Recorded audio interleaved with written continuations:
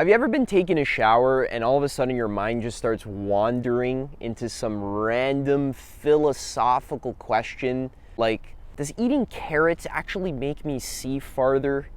Or did my parents just lie to me to get me to eat my vegetables? Can animals talk to each other? Do animals have dreams? Why do we park on the driveway and drive on the parkway? Makes no sense. At some point, you must stop and ask yourself, wait a second, what is a thought? Because I've heard estimations that human beings have over like 60,000 thoughts per day. Honestly, I don't know how they calculated that, but let's just imagine that's true, hypothetically. Imagine you have 60,000 thoughts per day. But if you're really honest with yourself, you have to admit that you don't even really know what a thought is, how thinking works, where thoughts come from, where they go to after they're done. And before you think that this is some pointless topic, something that's not very practical, or something that's just like armchair philosophy, which means that we can't really know the answer and it's not even really worth thinking about. Before you go there, what if, just as a thought experiment, that it actually is possible to know definitively what the answer to the question is, what is a thought? And this is something that's actually very practically useful for you to know in your life, because when you know the actual nature of the mind, the nature of consciousness, when you actually understand what your thoughts are, how they work, where they come from, and all of this, then that helps you be more in control of your mind, which helps you choose what kind of life you want to live. The biggest obstacle that you're probably facing right now in your life is just that your own mind is fighting against you. It's craving things that you don't even really want. It's afraid of things that you really don't need to be afraid of. And this limits you. This kind of keeps you stuck in the same place in your life. So 7 or 8 years ago, when I first began my self-actualization journey, I was just like super addicted to all these things like video games, porn, junk food, and I didn't know how to control my own mind. So when I discovered self-actualization, there was this guy on actualize.org. His name was Leo Gura, and he was just giving basically a plan for becoming the best version of yourself. And a big part of that plan was contemplation and meditation, which is just the practice of observing your thoughts. But before we go further with that story, I need to acknowledge that this is a tricky topic. This is not going to be armchair philosophy that we're doing here in this video. This video, I am going to give you the definitive answer to the question, what is a thought? And you might ask, well, Adam, who are you to give the definitive answer to what is a thought? Well, I've spent the last 8 years just deeply contemplating the nature of thoughts, the nature of experience, the nature of reality, doing things like meditation. I've been on over a dozen meditation retreats where just for 10 days straight, I'll go away, I'll just sit by myself in a room and just observe my thoughts and just see what they do and how they work. So that's what I've been doing for the last 8 years. And I've discovered that a lot of stuff that you'll hear from science, people like, let's say, Neil deGrasse Tyson or like Sean Carroll, just like conventional science, the pop culture of science, they will not give you an actual answer to the question, what is a thought? In fact, these people have absolutely no clue at all what thinking is, where thinking comes from, or what a thought is. The conventional standard scientific view of what thinking is that thinking is basically just something that is a neurochemical reaction that happens in the brain. Basically, if you were to ask a conventional scientist, hey, what is a thought? He would probably say something like, well, there's neurons in your brain, and these neurons can send electrochemical signals to each other, and somehow, some way, these signals create the qualitative experience of me standing in the shower and talking to myself in my own mind, or getting an image where I see a picture of me asking out the girl that I've always dreamed of asking out. But even just with some common sense basic logic, it's not very difficult to see that saying that a thought is just a neurochemical reaction in the brain does not really do the question full justice. Because let's say I'm listening to Beethoven's Ninth Symphony, the Ode to Joy. I'm listening to the Ode to Joy. It's such a beautiful song. I'm really enjoying it. And if you were to ask a scientist, what is Beethoven's Ninth Symphony, the Ode to Joy? They would say, oh, well, the Ode to Joy is just chemicals firing in your brain. Just a neurochemical reaction. But you see how we kind of lose a lot of the subtlety and beauty of life when we reduce life down into just chemical reactions in your brain? You lose touch with the qualia, which in philosophy is just your experience, the qualitative experience, which is just like your five senses and your thoughts. The first person experience of life, the qualia, cannot be explained by the scientific method in its current formulation. The way science is currently structured with the assumptions that it has in its materialistic paradigm, this current scientific paradigm, believe it or not, is not like the cutting edge of thinking and reason. The scientific paradigm this is a rude awakening for many people to realize, but is very dogmatic. Science is extremely dogmatic and attached to its own view. And this is counterintuitive because many people think, well, science can't be dogmatic. The word dogmatic, what that means is like, I'm just kind of attached to my assumptions. I just kind of blindly believe what other people have told me and I kind of cling on to it. So an example of a scientific assumption is that thoughts come out of the brain. That's actually not true. That's not a factual statement. But that's an assumption. And there actually is zero scientific evidence that proves that a thought comes out of the brain. How would you even prove that the thought is coming out of the brain? Like, you can't look at a brain scan and point to the the red colors on the screen from the electro brain scan and point to it and say, oh, that's the Ode to Joy right there, I found it. Because when you point to someone's brain lighting up on a screen, that's not the Ode to Joy. That's someone's brain reacting to the actual Ode to Joy. But then what the original question is, what actually is the Ode to Joy? Or what actually is a qualia? What is a qualitative experience? So this question, what is a thought? Really what we're discussing is what is experience and what is consciousness? And the answers that modern science gives are extremely unsatisfactory. And really, if you were to watch a YouTube video of pop science, where it's like an hour-long video and they are attempting to explain a question like, what is consciousness, for example?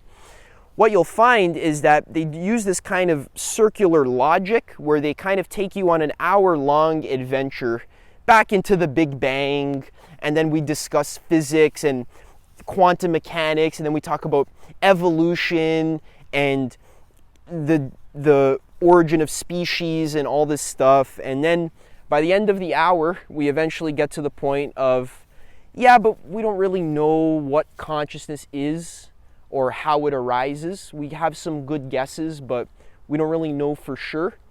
And maybe if we just do more science, we just kind of keep researching in the exact way that we've been researching for the last 100 years, then we'll probably get a bit closer.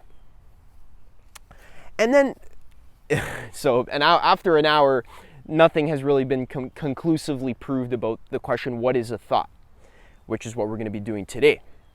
So even before we begin this investigation, immediately we're launched into the topic of epistemology, which is a word that most people don't really know what this word means, but this is actually probably the most important topic that I've ever found, ever. Even more important than meditation and self-actualization. Epistemology, for me, really is the foundation of everything I talk about here on this channel. My whole philosophy for how to be the best version of yourself, how to awaken to yourself as the universe, how to be the highest example of a human being. All of this, at the end of the day, it boils down to epistemology. Epistemology is just the study of how do we know what's true? Because when we're asking this question, what is a thought, and we're trying to gain a definitive answer that is actually true, immediately we run into our first roadblock, which is that how do we know what's true? What method am I going to use to even discover what is a thought? This isn't obvious. You can't just say, oh, we're just going to use the scientific method, or, oh, we're just going to look at someone's brain, because why are you assuming that the brain is the source of thoughts? I saw a study that showed that the heart actually has neurons. There's neurons in your heart. You can Google it right now. So when scientists are studying the brain, trying to look for the source of thoughts, why aren't they studying the heart as well? The heart has neurons as well. So a thought is not just something that you can localize in the brain. It's a whole physiological phenomenon. You can even observe yourself when you have a certain thought, like maybe a worrying thought. Let's say you're worrying about money. That thought isn't just localized in your head. That percolates down and affects your entire body. It affects the way your toes are clenched, or maybe your asshole's clenched, or you feel tight, your breathing is shallow. So this thought is not just something that's occurring in the brain. It's occurring in the entire body. This thought is actually an indicator of your entire state of being. You're being that thought. This is very deep, very profound. This is not something that your run-of-the-mill scientist who's just looking at brain scans is even really seriously thinking about this stuff. So the reason why we mentioned the dogma of science in the beginning is because with this question of epistemology, we have to settle upon some kind of method for how do I even go about this investigation of knowing what a thought is. Because you can't just assume that looking at a brain scan is the right method. How do you know that's the right method? What if there's other methods that might lead you more closely to the truth? So first we have to decide, what is the truth? What does the truth actually mean when I say that word? And we're gonna have to sit down for this one, because this one's a bit of a this one's a nuclear bomb. So what is the truth? See how deep we're going here? Like, this is something that a scientist doesn't genuinely contemplate. It's a loose assumption. It's just like, oh, the truth is whatever the scientific method gives me.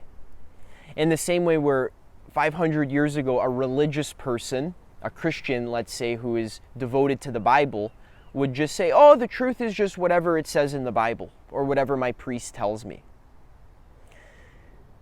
Human beings, the vast majority of them are not autonomous with their meaning making. So what that means is that they're not able to be independent. That's what the word autonomous means, to be independent about the way they make sense of life. base their entire meaning making, the way we discover what's true about life, that's based on hearsay from other people, what other people told me, what my scientists told me, what my favorite scientists told me, what my teachers told me when I was growing up, what my parents told me, what my friends told me, what I read on Google, or what I saw on an Instagram reel or a YouTube video. Most people are not autonomous. They don't actually question these topics from scratch. It's just like you have this kind of web of beliefs. And most of these beliefs have been installed unconsciously. You haven't really done any deep, logical, rigorous questioning about these core beliefs. These are just kind of pre-installed. It's like when you buy an iPhone, the operating system you're going to use is pre-installed by Apple. So in the same way, the operating system of your mind is pre-installed by your culture. And if you want to jailbreak your mind, which means you want to actually discover what's actually true, there's a lot of flies here, we're going to move. If you want to jailbreak your mind, you have to go into the core of the operating system and actually question that. You have to tinker around with it. And this is dangerous. A lot of people don't want to question their own operating system because if you've ever jailbroken a phone before, you know that these things, especially when you're mucking around with technology, they could be dangerous. You could break your phone. You can take some wrong turn on your journey of jailbreaking your phone, and all of a sudden your phone doesn't work anymore and you have to buy a new one. So this is what makes people squeamish about questioning their own beliefs and their own assumptions about life, because it's like jailbreaking your phone. They don't want to ruin their mind. This is a life or death topic that we're talking about here. This isn't just like Adam walking around outside saying some random stuff. All of this is coalescing into a bigger topic that I can't just come out of the gate and tell you what a thought is, because your mind actually won't grasp it and won't accept it and won't realize the significance of what I'm saying. Your mind has all these defense mechanisms in place that prevent you from discovering the truth about reality, because this is something a lot of people don't realize. The truth is not always something that is convenient for you. It's not convenient for your ego. Like, what if I told you that a thought is a demon that's attached to you? I'm not saying this is what a thought is, but what if a thought is a demon that has hijacked your brain and has possessed you and is trying to trick you and so into feeding it your energy? What if I told you that? And what if that was actually the truth? Would you even be open-minded to that? No, of course you wouldn't be, because you already have assumed that demons don't exist, which, as a side topic, I've been doing a lot of research and I think they actually do, but that's a side topic. You've already assumed that demons don't exist, and you've already, like, that just kind of sounds far-fetched. You wouldn't be open-minded to that possibility, because let's say you accepted that. Let's say you just accepted my idea. That would threaten your entire life. You wouldn't be able to function. You wouldn't be able to get out of bed in the morning. You wouldn't be able to spread butter on your toast, because every single thought you have, you'd be afraid that some demon is trying to trick you. So this is a life or death thing. People don't like messing around with their own mind. Whenever we get into philosophical topics like this, it makes people get defensive, and there's all these ego defense mechanisms that come up. So we're just gonna be very open-minded, and we're just gonna take this kind of one stitch at a time. So the question is, what is the truth? This is a great question. When we start this journey of questioning life, or just trying to discover what's real, you just kind of have to assume that there is a certain way that reality actually is. The truth would just be, what is the way that reality actually is? What is the case? What is real? What is actual? What is true? The question of how do we get to the truth and how do we distinguish what is something that's true from what is something that's false, this is a very, very, very important question.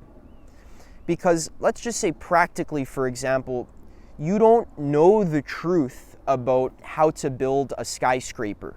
You don't have any experience with building skyscrapers. And in fact, you've just been scrolling on Facebook and you've been absorbing some random ideas about how to build a skyscraper. And a lot of them sound pretty good to you. It's good enough. You're not going to question it too deeply.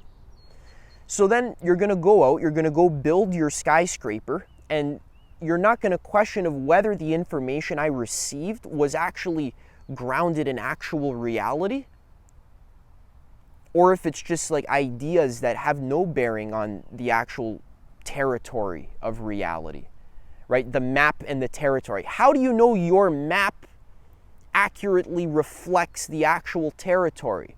And even a meta question would be, can a map even reflect the territory?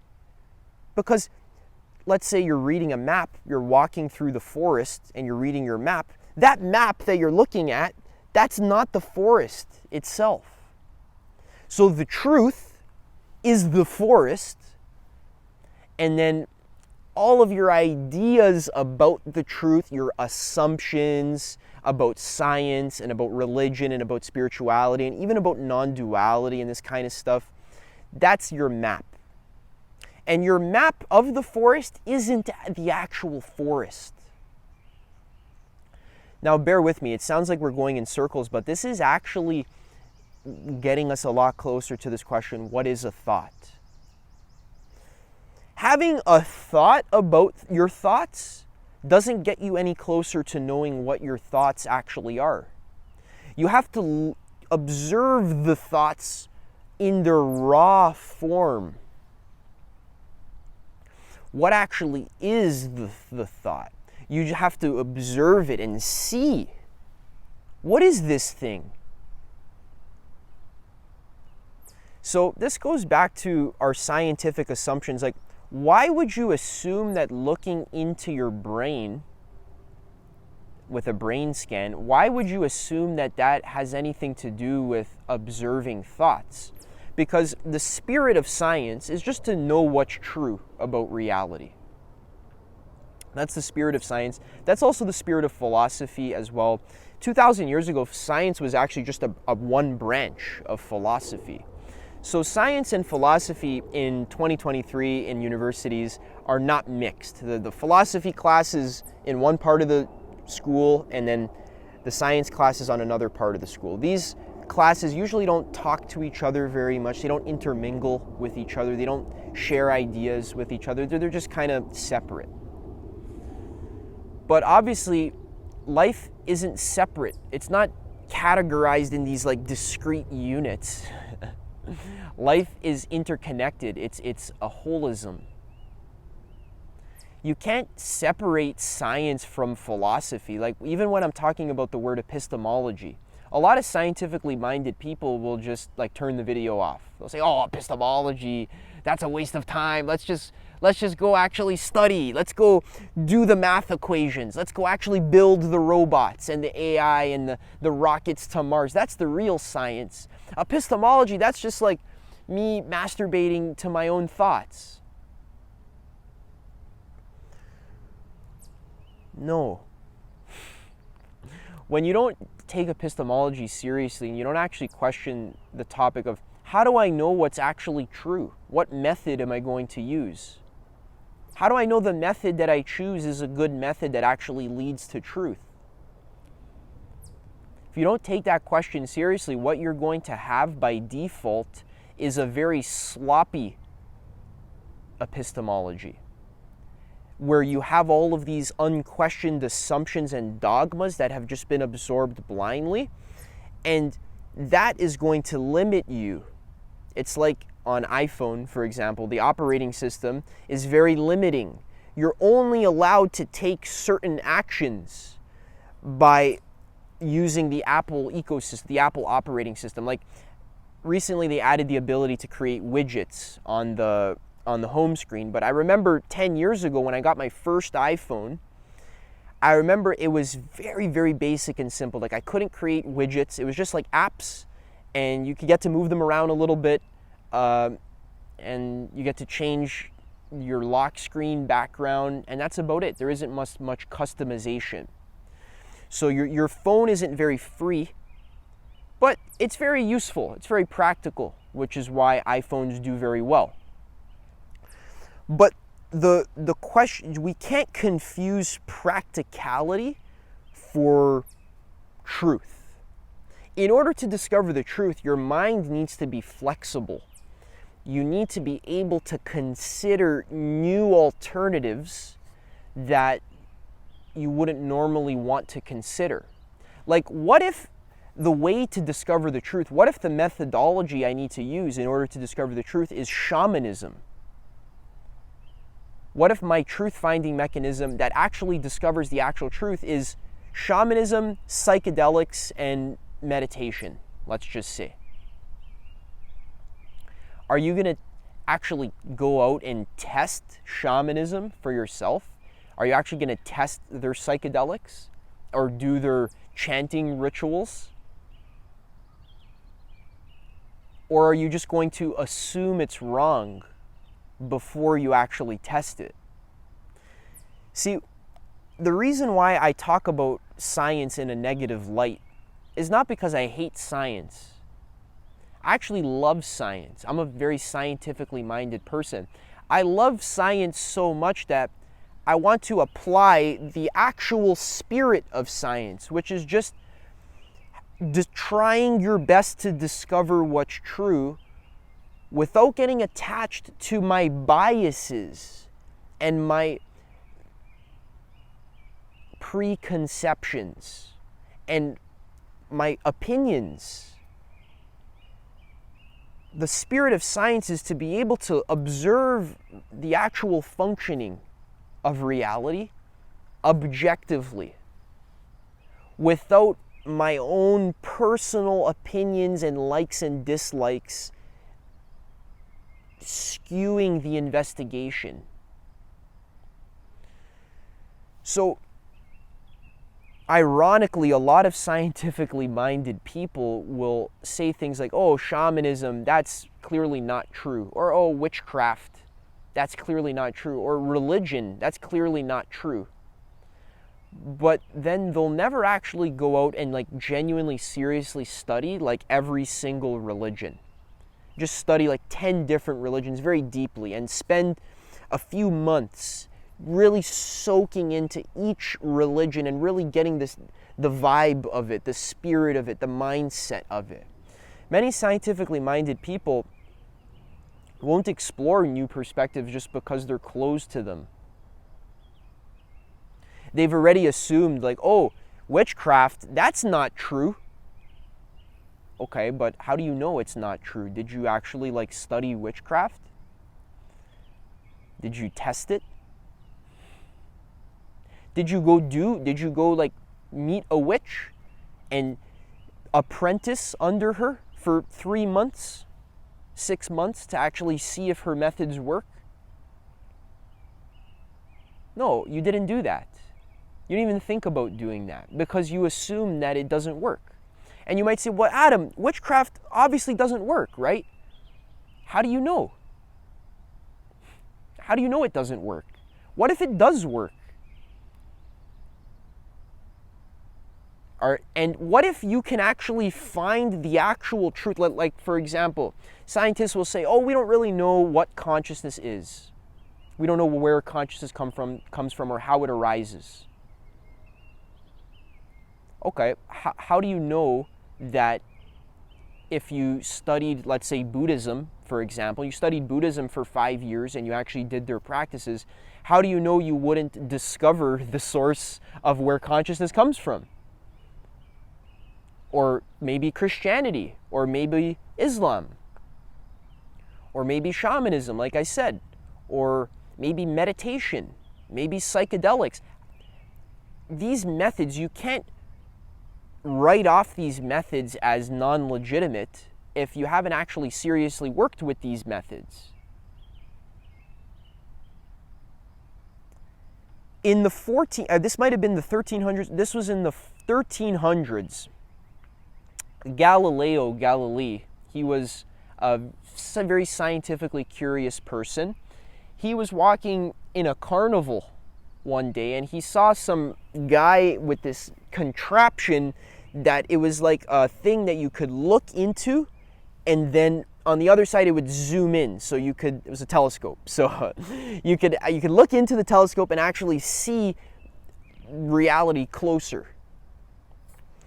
Galileo was like, oh, this is cool. So he took the telescope and he pointed it up at the stars so that he could observe the stars, and he would count the stars, he would count the planets. And what he discovered is that when he actually looked into the telescope, he counted 8 planets. But the priests at the time postulated that there was only 7 planets. Or it was something like this, or it was like Jupiter, he was looking at Jupiter and he saw that Jupiter had moons, and the priests didn't believe that Jupiter had moons. So at the time when Galileo approached the priests and said, hey, look through this telescope, you'll see that what you think about the planets is wrong. Do you think the priests looked through his telescope and actually updated their beliefs? No, they didn't. They did not look through his telescope, because they said that that method of observing reality, looking through a telescope, that was the work of the devil. That's what they said. Big fly on my toe. That method of looking through a telescope, how do I know I can discover the truth by looking through a telescope? Galileo, you must be deluded. Especially because what you're saying doesn't agree with the Bible or what we believe. So we're not going to accept your method of discovering the truth as a valid method. Now, to us in 2023, this looks preposterous because we use telescopes all the time. We use all kinds of things like microscopes, MRI machines, X-rays, electrocardiograms, and infrared, all this kind of stuff. So to us, that just seems like back in the day the priests were just so closed-minded. But don't be so quick to assume that now, since we've discovered how to use a telescope, that now we're like at the pinnacle of evolution, because we're not. The content has changed, but the structure of closed-minded people not being open to new methods of discovery, the same pattern is occurring even today. So when I say something like, if you want to discover what consciousness is or what a thought is, the method you may have to try is meditation, or psychedelics, or contemplation, or self-inquiry, or concentration. That's the method you may have to use in order to discover the truth. In fact, that's the method you do have to use, because I've discovered the truth about what a thought is and what experience is. And the reason why it's the truth is because it's actual, it's real, it's actually true. You can discover it for yourself by reproducing my experiment, but you have to use my method. A lot of scientists won't be open to this line of reasoning or this line of logic. They'll say, yeah, but the method of meditation and psychedelics, how do I know I'm not hallucinating? That's not a real method. That's just like, and now I'm just like a drug addict. So what they do is they demonize it, in the same way the priests in the 1300 demonized Galileo's telescope by literally calling it the work of the devil. In the same way, the scientists of today will demonize things like meditation or psychedelics or contemplation as just being woohoo, fluffy, fairy tale nonsense. It's not real, it's not solid, it's not grounded. I'm not saying that you can't arrive at some delusional answer by using the method of meditation and psychedelics. Of course you can. You can hallucinate some bullshit and think that you've gotten the truth. So the problem, it's not like you just use meditation and then all of a sudden you have the truth. That's not how it works. The truth-finding process is tricky. You need to be intellectually humble and you need to be open to questioning. It's like a constant state of inquiry. Constant questioning of, how do I know that what I discovered is the actual truth? You have to re-verify it. A lot of people don't do this. There's millions of people who do meditation and psychedelics and still are full of shit. So just because you do meditation and psychedelics, that doesn't mean that you have escaped the problem of how do we know what's true. You haven't escaped the problem. But don't assume that just because you're doing the scientific method that you've escaped that problem, because you can't just reproduce the scientific method blindly like an ape, just copying, following what your university told you to do and think that now you're discovering the truth. Because questions like what is consciousness, you can't study, you can't only use a microscope looking into someone's brain or a rat's brain to discover what consciousness is. You have to observe consciousness. How do you observe consciousness? It's right here. Consciousness is present in the moment. You would have to involve your own consciousness in the investigation. The scientists would have to observe their own thoughts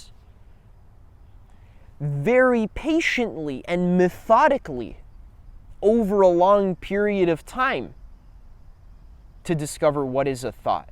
In the same way where if I'm a scientist and I'm studying ants in the jungle of the Amazon, I would need to devote at least 5 or 10 years just like going and finding actual ants and sitting near them and just kind of looking at them and observing what they do.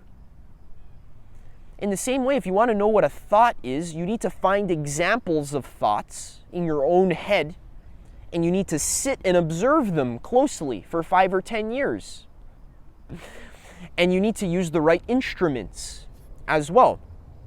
So if I'm observing ants, I might need to take a specimen of one of the ants, and then I might need to put it under a slide under a light microscope, because what's so great about a light microscope is that it sharpens my senses.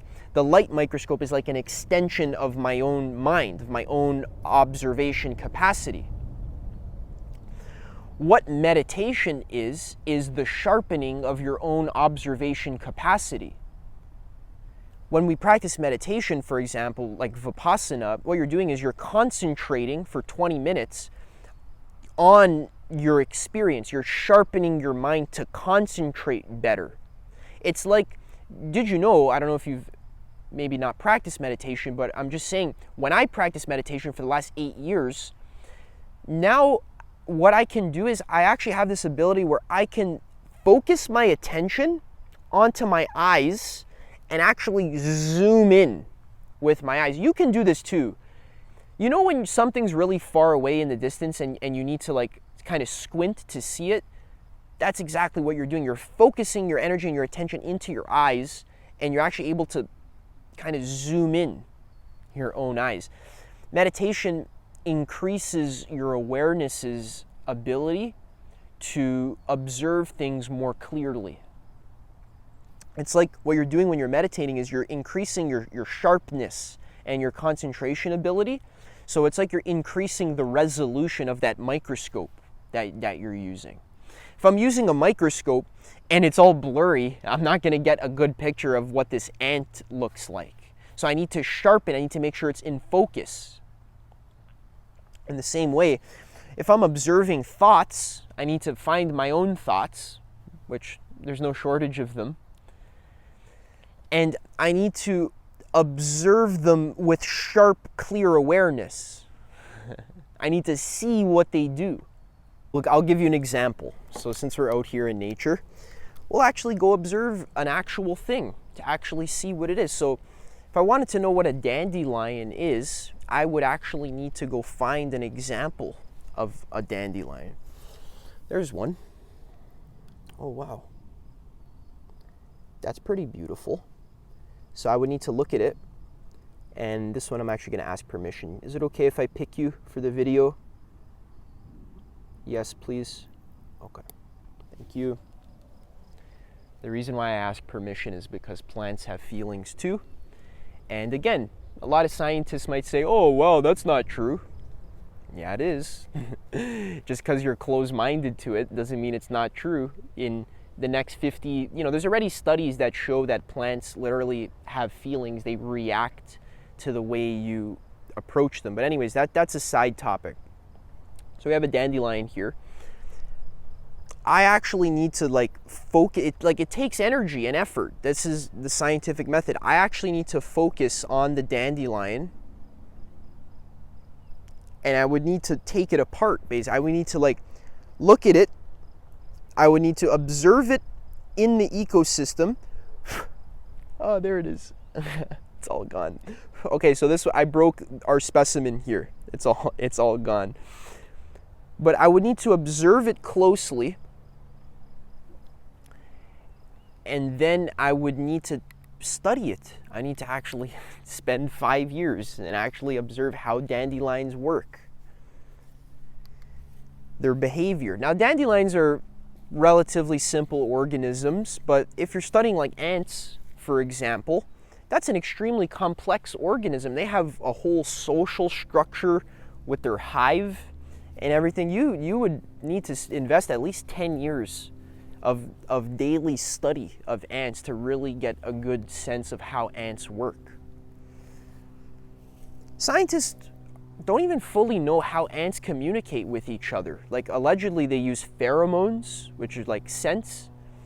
So yeah, okay, I think that's true. I don't know if that's actually true. I haven't studied it, but apparently they use pheromones. But there's this other guy, Rupert Sheldrake, who's also a scientist, and he was talking about this theory of morphic resonance, which makes a lot of sense because,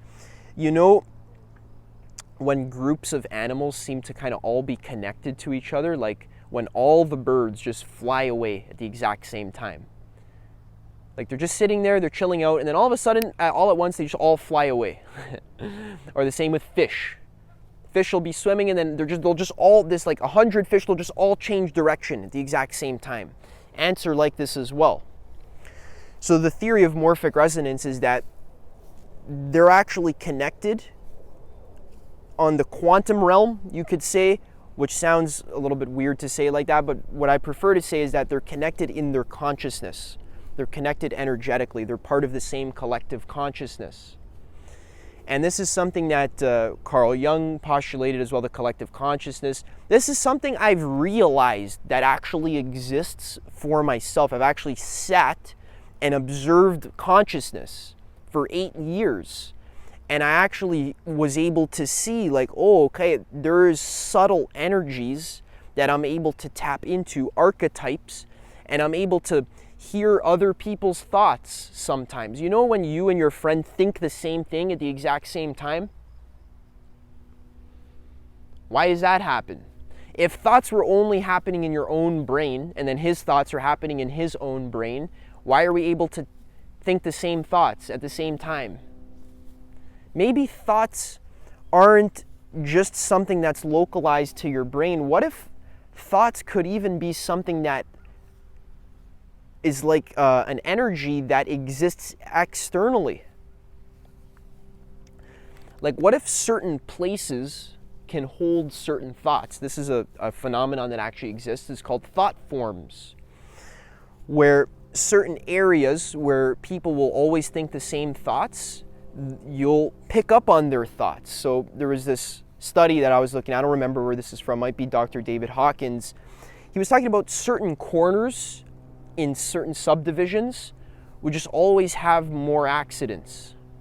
And it had nothing to do with the way the road was structured, or it wasn't a particularly dangerous road. It was just at this one stop sign, there was just always an accident at this stop sign.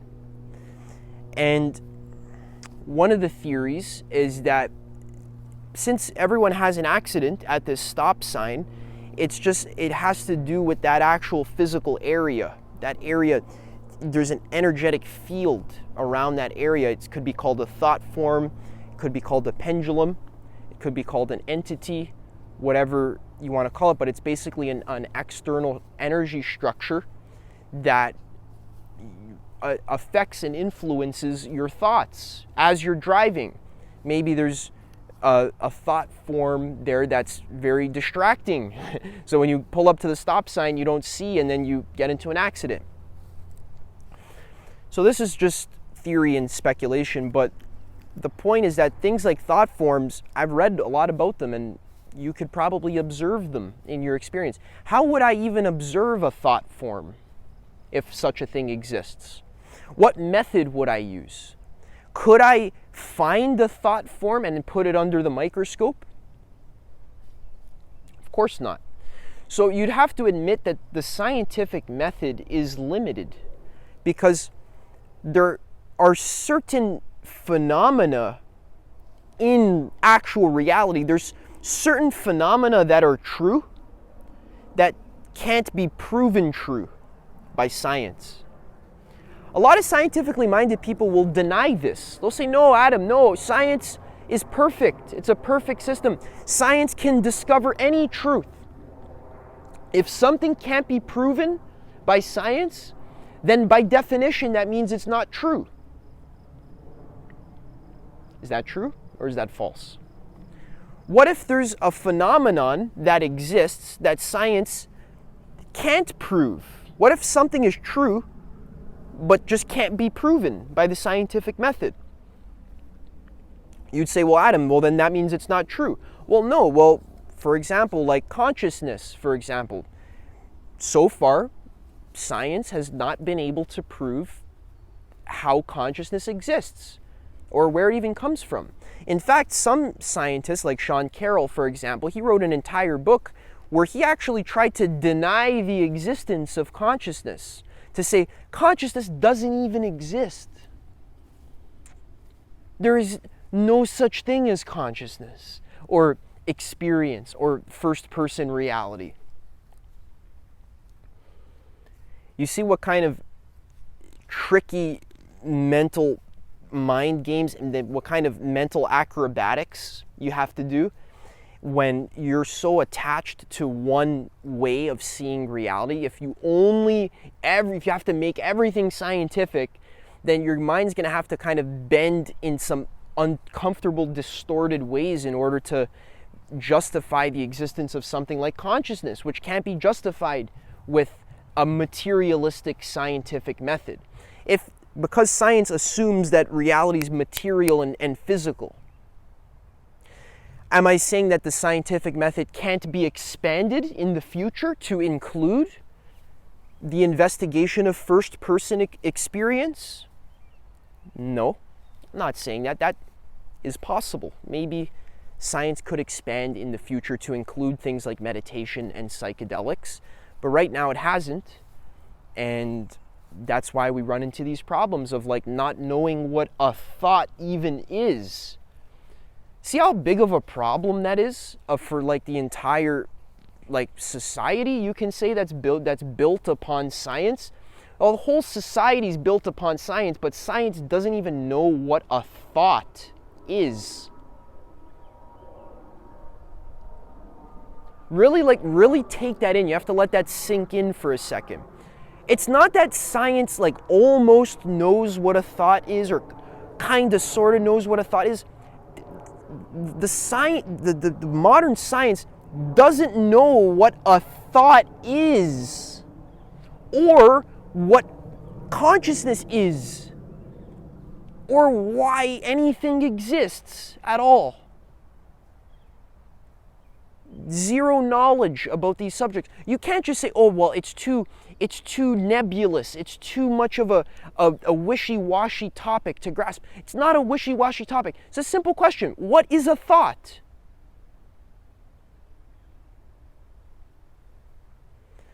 And it's so common sense. After everything we've just said, it's so common sense for me to say, well, if I want to know what a thought is, why does that have anything to do with me looking inside someone else's brain?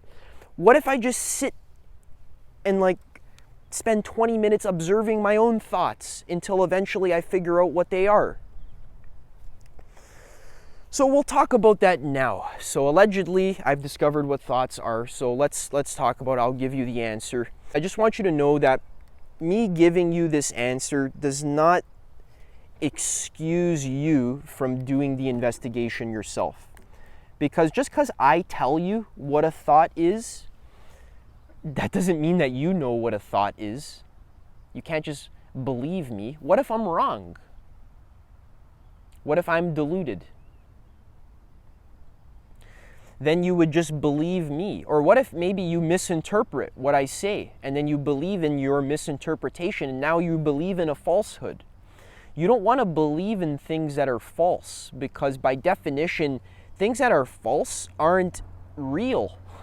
So when you try to build your skyscraper using a false assumption that you just got from Facebook, for example, we're going back to the original analogy. See, the thought form was over here at this bench. See, I sat at the same bench, then I picked up the old thought form that I was talking about. See, we just proved thought forms in the middle of the video.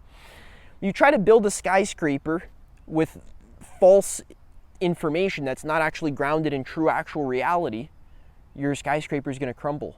And that's practically a big problem for all the workers that are working there, for you, all the money you've invested.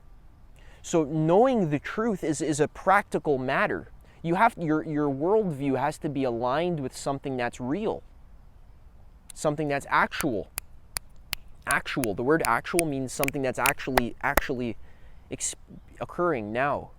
It's not just a thought in your mind. It's happening now.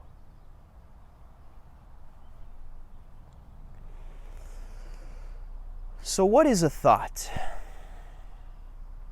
When you do meditation and you observe your thoughts, there's many different kinds of thoughts. You see images, sounds, conversations you have with other people, memories, craving thoughts, angry thoughts, sad thoughts, painful thoughts, exciting thoughts. There's an infinite number of thoughts a person could have. There's no limit, because the mind is unlimited. It could kind of imagine anything it wants to. So when you just kind of sit there and observe thoughts, you start to know what they are directly. You see very clearly that a thought is itself. What a thought is, just is itself. In the same way, like what an ant is, what is an ant? You might say, well, an ant is an insect, but that's just another word. You say an ant is an ant, that doesn't do anything. So if I tell you a thought is a vibration, or a thought is neurons in the brain, see how that's just more thoughts? A thought is itself. When you look at an ant, for example, you see the ant. What is an ant? An ant is itself. It is it. It just is. It is an ant. You don't have to categorize the ant into different categories, like, oh, this ant is an insect. It's part of the invertebrate. It's part of the vertebrate. It's an invertebrate, and I don't know the kingdoms or genuses of ants, but you don't have to categorize it in that way. That doesn't get you any closer to knowing what an ant is. In fact, that gets you further away from knowing what an ant is, because the more you think you know about a thing, the less you're going to be connected to the actual beingness of the thing.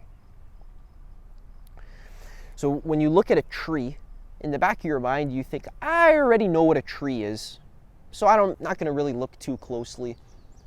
But what I like to do when I do contemplation is when I look at an object, I pretend I've never seen this object before and I've never heard anything about it. I don't know what it is. So I can look at this tree, for example, and I can say, whoa, what is this thing? Oh my God, how did this, it's so branchy and it's kind of cool, kind of grows out of the ground. I wonder what's underneath there. See, I don't assume that there's roots underneath the ground. I don't know what's underneath the ground. I'd have to actually go look. So in the same way, just if I tell you what a thought is, you can't know what a thought is unless you observe thoughts for yourself and see what they are. Now you might say, Adam, I stayed through this entire video. This is an hour-long video, and you're telling me that at the end of the video, you're going to do exactly what you said that the scientists do in the beginning, that you're going to spend this whole video taking me in a circle, and then at the end, you're going to tell me that I don't really know what a thought is, and, good luck, basically.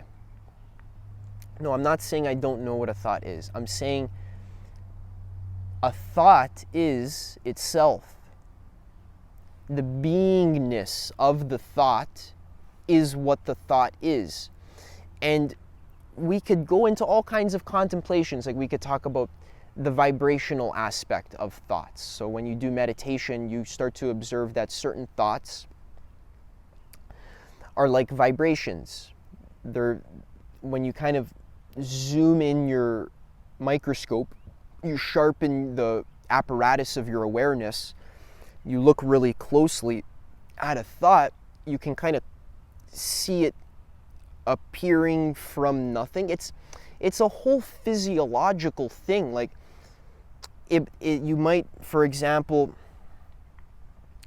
you might feel thirsty. Like I feel a little bit thirsty right now. You might feel thirsty. So there's the feeling of thirstiness, and then there's an automatic bodily reaction to the thirstiness. And then that bodily reaction could kind of if it's a physiological thing, so it's hard to explain with words, but it'll well up into the mind. And then if you kind of, this is all happening within a split second. And as it wells up in the mind, you might think, well, I'm thirsty. Maybe I need to go get some water. Where can I get water? And then now you're imagining yourself walking to the water place and filling up your bottle and drinking this water and feeling refreshed and feeling good. And now you're sitting there daydreaming about drinking water. And that's a thought. But where did the thought come from? It happens automatically in a split second. That's why you need to sharpen your mind. It's hard to really grasp this if you're not on a meditation retreat, because a meditation retreat's just like a place where you can just be quiet and not be distracted by your phone and by work and by your friends. You can just sit and look at thoughts all day. It's a great thing. I highly recommend you do that. It'll change your life. So thoughts have an energetic component to them as well, because sometimes thoughts are accompanied by feelings as well. So the answer, what is a thought? A thought is being. A thought is itself. A thought is. That's what a thought is. And you can't go any further than that. Now we can, after we know what a thought is, which is a thought, now we can talk about the behaviors of thoughts. So now that we know that a thought just is existence, now we can observe the behavior of thought and understand more about it through direct observation. You can't really know about thoughts by reading about thoughts, because that's just more thoughts. That's not going to help you. You have to observe the thoughts. So behaviors of thoughts, like we were talking about before, thought forms. Thoughts could hang around in certain areas. And you know when you return back to your childhood home and you start to have all the thoughts that you used to have when you were living there? Or maybe you smell a certain smell like apple pie, and then all of a sudden you get a memory of your grandmother's house when she used to always bake apple pie, and it reminded you of being a 4-year-old kid eating apple pie and enjoying it. So there's infinite intricacies to this question of how thoughts behave that would even require maybe 10 more videos or whatever, where I talk for 2 hours each, because reality is infinite and I can't encapsulate the infinity of how thoughts behave in a video. I could probably make videos for like 10 years straight just talking about how thoughts behave and still not really get any closer. Excuse me, it's like a bumblebee on me. Excuse me. What are you doing? Is it trying to sting me or something? Okay. I guess I'll just leave him alone. Oop. See all those thoughts I just had? They're all automatic reactions. You see, immediately when I saw the bee, it was just like immediate reaction. It was just like, what are you doing? Like, get off of me. And then I got a little bit scared, and then even as it flew away, I kind of like recoiled back. All of that happens automatically on autopilot. You're like a puppet. Even me too. Not saying that I'm not like this, but the point of meditation is to observe this, to observe the autopilot functioning of your thoughts. So it's very freeing to know what a thought is. What is a thought? A thought is just a mental sound or a mental picture, or it's a feeling that's mixed with a thought. A thought is really could be anything, man. A thought could be even a sound. Even a sound is regarded as thinking. In Tibetan Buddhism, they regard everything as thinking. If you hear a sound that distracts you, that's thinking. If you see something that distracts you, that's thinking.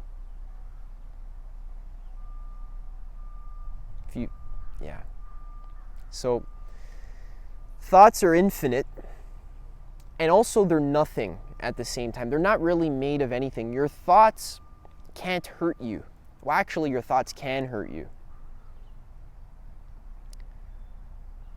So it's important to learn how to detach from your thoughts and just to observe them neutrally.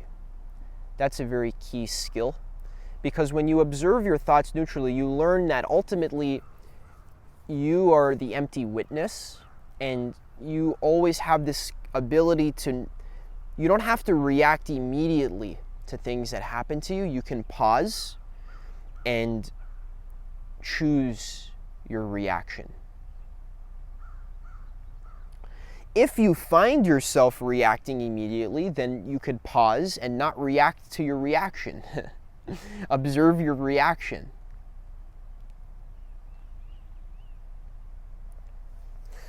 The practicality of knowing what a thought is means that you're no longer going to be a slave to your thoughts. Now, just knowing what a thought is by listening to this video is not going to help. You have to actually see what a thought is for yourself. You actually have to learn from your own experience to see the mental patterns of your own mind and body. That's why in Tibetan the word meditation means to become familiar with. We're becoming familiar with our own mental tendencies, and we're becoming familiar just with the nature of mind and how the mind works. So it's very practical to know how your thoughts work, because you're no longer a slave to them. They won't control you as much. You have more space between you and your thoughts. So then you can even generate your own thoughts from scratch. That's helpful as well, to direct your own thoughts. That'll help you practically in your life. Yeah. There's another point I wanted to make.